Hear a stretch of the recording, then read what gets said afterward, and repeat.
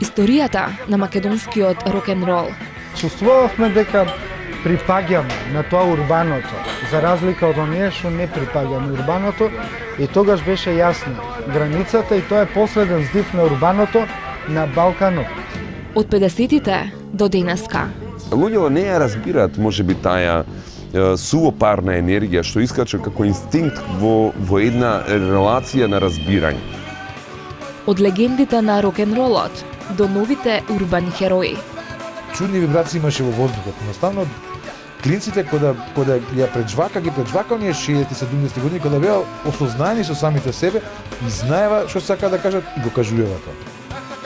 Не го пропуштајте серијалот од 4 епизоди на Владимир Петровски Картер, македонскиот рок-н-рол. Втора епизода во недела, 20 часот и 30 минути.